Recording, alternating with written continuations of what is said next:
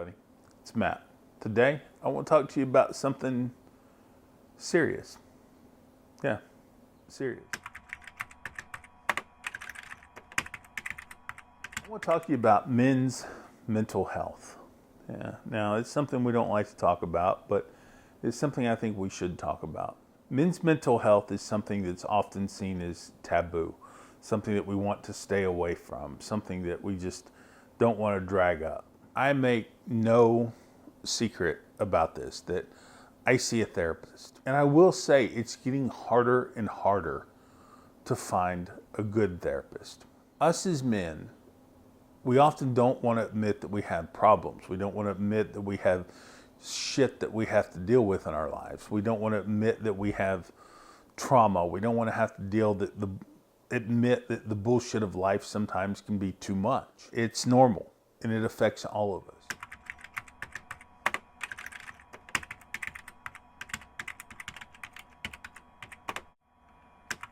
I am a pretty high performance person. Now, you look at me and you think, my God, this guy's 474 pounds or whatever I am today. You look at this and you think, yeah, right, high performance. But really I am. I'm a pretty driven individual. Like, I'm the type of guy that wakes up every single morning very early. I stay up late. You know, I push myself to the limits. I work in a very high demanding job, you know, where success is found in the margins, you know, and I'm having to navigate this whole new world of DEI, complex issues and stuff as a 43-year-old man, things that I just don't understand. Sometimes I need extra perspective. Sometimes I have to deal with the trauma of real life, things that I've experienced in the past. Not necessarily negative things, but things that I've dealt with in my life throughout my 43 years on this earth. Sometimes I need a little shot in the arm. I need a little boost to say, hey, look, you know what? These are some coping skills. These are some things that you can deal with. These are some things that you can try.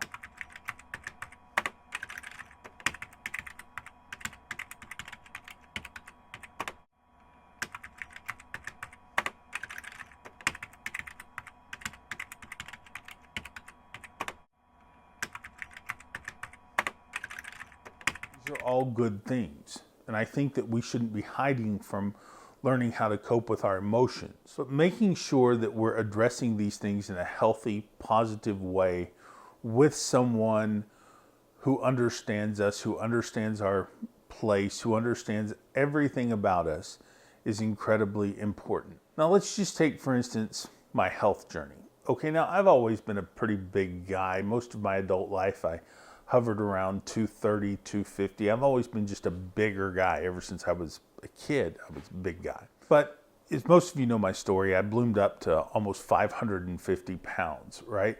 That's a lot. So when I started therapy, I started understanding what happened, what I did wrong, changes that I could make, not necessarily from a physical and eating standpoint, but from a mental standpoint. I started looking at these things like, what was causing me to want to eat more? What was causing my lack of energy? How can I cope with these different things?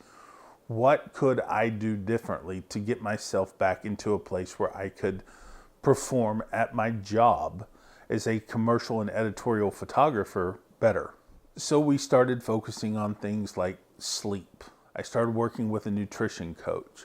I started working with doctors, my doctor. Within a year, I've been able to drop right at 100 pounds. Now that's pretty darn good, okay? And I'm pretty satisfied with that. If you look at all the other stuff like the nutrition coach and the sciences coach and learning how to manage sleep and getting a sleep study and doing all of this, one key component of this for me to be able to perform at 100% in this strange new world, mental health. I realized that I had to address some traumas that happened to me personally in my life. Some of them were self-inflicted traumas. Some of them were just more, traumas that I had to deal with by decisions that other people had made, and I just kind of got caught in the middle of.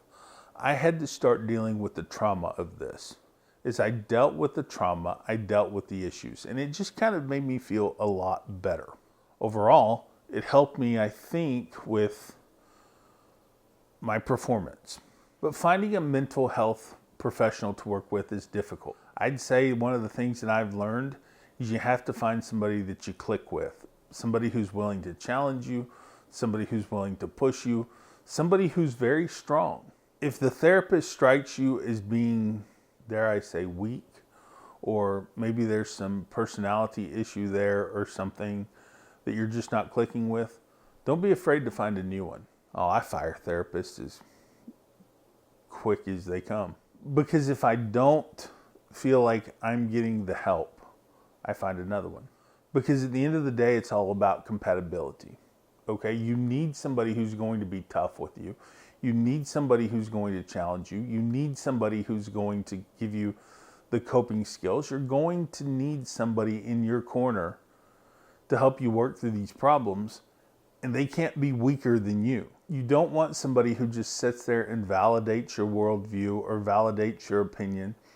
Being able to challenge yourself and challenge your mind is part of the process. So here's what I think. If you're a man and you're thinking about mental health, good. Go out there, tackle it head on, be straightforward with it. You know that you're going to be okay. But make sure you find the right person to deal with your mental health. Make sure that you're finding somebody that you're compatible with, but not too compatible with. Make sure that they're going to challenge you. Make sure that you and them are on the same wavelength, right? That you have clear goals that you want to accomplish, and they're going to help you get to those goals.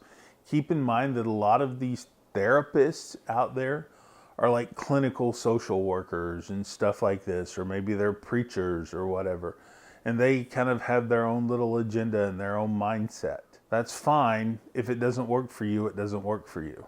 Find a new one.